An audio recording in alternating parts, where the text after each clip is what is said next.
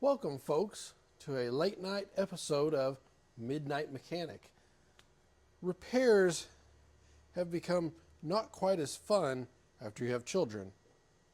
You know, you used to, whenever you were midnight mechanicking, it's with your buddies, you're having some fun, working on a project or something of that nature.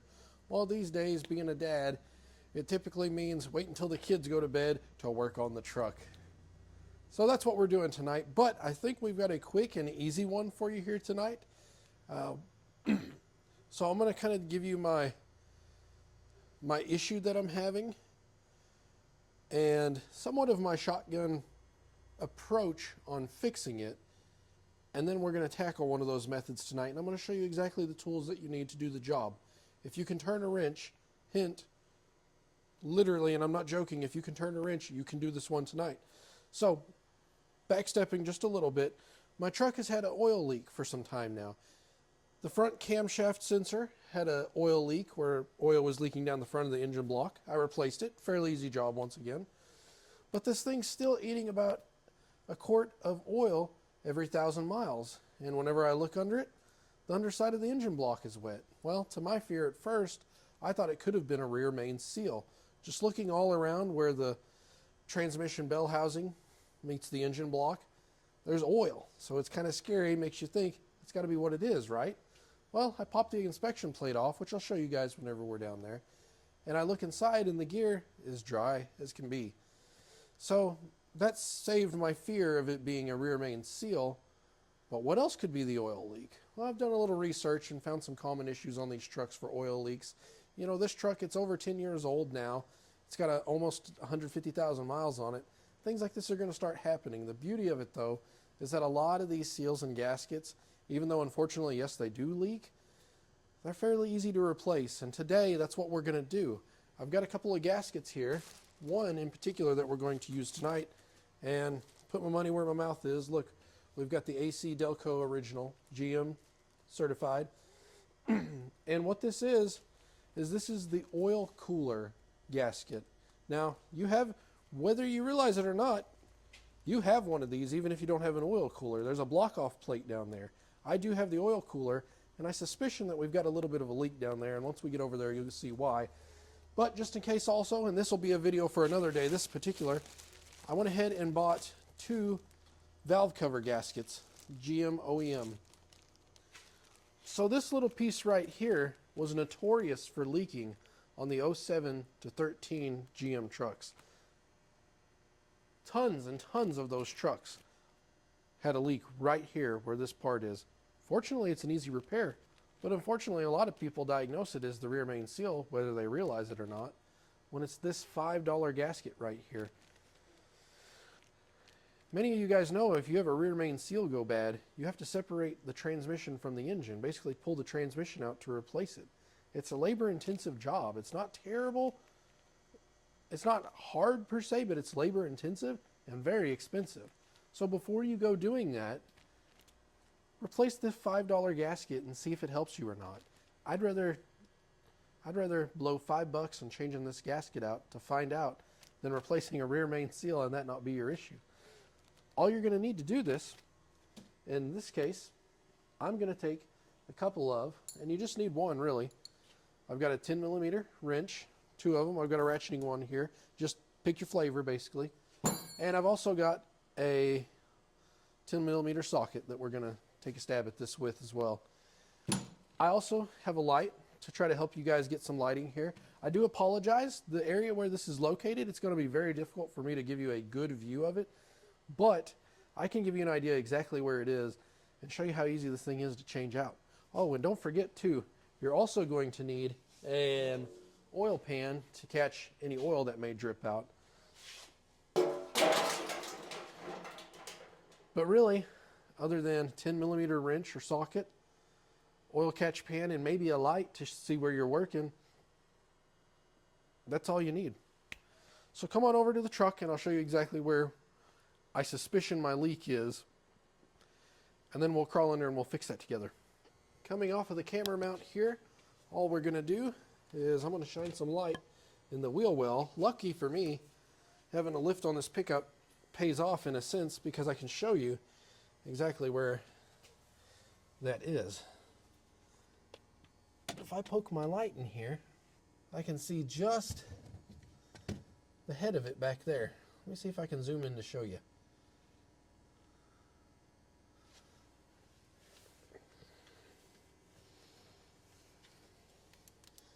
Maybe a second light will help. Ah, there we go. Do you see where there's some wet looking oil there? That is what I'm suspicioning is leaking.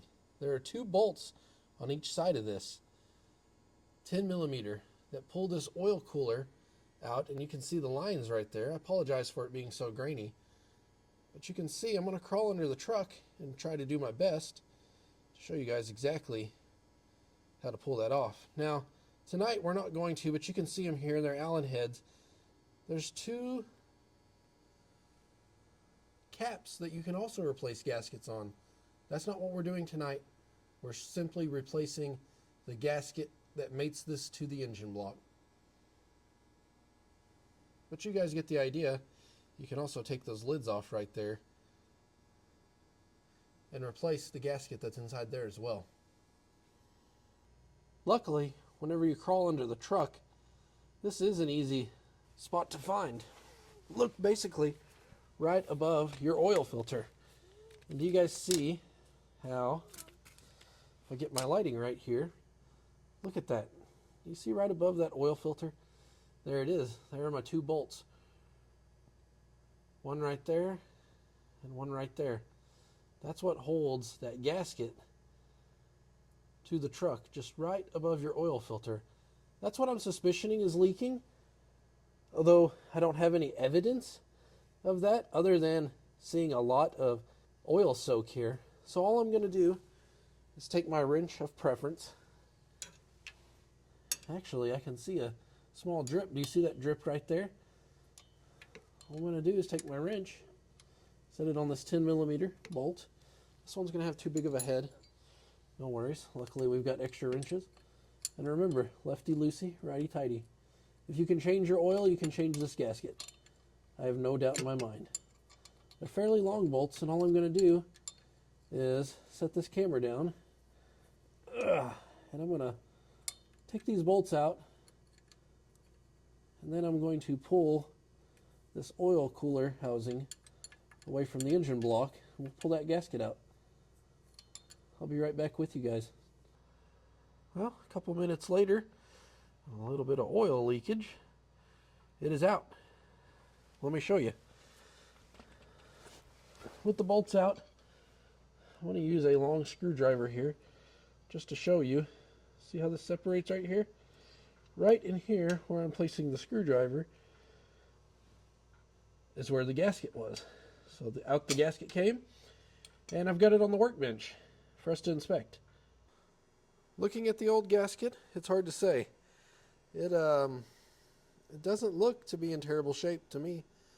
I see nothing alarming or surprising. The rubber's still very pliable.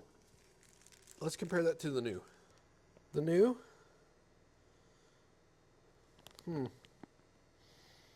it's difficult to say. Rubber feels about the same. I don't see anything that just is obvious to me on this one that signifies it's the issue, but it's off. Let's put the new one on. And as I said just a few minutes ago, the beauty of this, placing this part right here, it's a $5 part and maybe 30 minutes of time. Maybe by the time I get finished filming. It could probably take you 10 if you're doing it moving quick. So let's throw it in. And with that, I got the new part in. You can see my bolts are back in. Still an oily mess. And as far as torque spec, it's going to be tough to torque that one, guys. So I just did it like the Germans do, good and tight. So now, what I'm going to do, because we have such a mess, is I'm going to start wiping some stuff up with shop towels. And then what I'm going to do is spray it down with, and here, please in the comments, help me out. Maybe there's something better than just brake parts cleaner. I want to get all this oily residue off to try to get things dry, so to speak, That way I can see if this fixes my leak, because if it doesn't, that means we need to look elsewhere, right? So I want to try to clean this up as good as I can and then drive it a few 100,000 miles and see how my leak looks and if I'm still losing oil. That was it, guys. That was the whole job. I'm going to take some of my brake parts cleaner, and like I say, please, if there's something better than this out there, let me know. I want to try to clean it up as much as I can and watch for any future oil leaks. Stay tuned, because I probably will do those valve gasket covers. I am going to leave a link to several of the tools that I used here, as well as the part there. So if you do find this video helpful, help me out by buying with those links. It doesn't cost you any extra. They're just affiliate links. I get a small commission off of what you buy, and it does not cost you a penny extra. It's just your little way of saying thanks to me, and I appreciate that. I will say the wrench that I used, what ended up working well was a 10mm. I used a 10mm semi-deep snap-on socket. It doesn't have to be a snap-on, but a short's going to be better than a long. 1/4 inch with a flex head ratchet.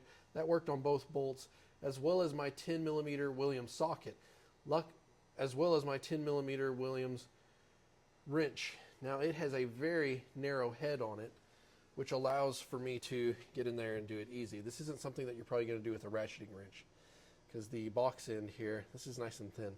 But that's it, guys. All right, guys. Hope you enjoyed the video. Stay tuned. We'll do those valve gasket covers another time. And until next time, take care.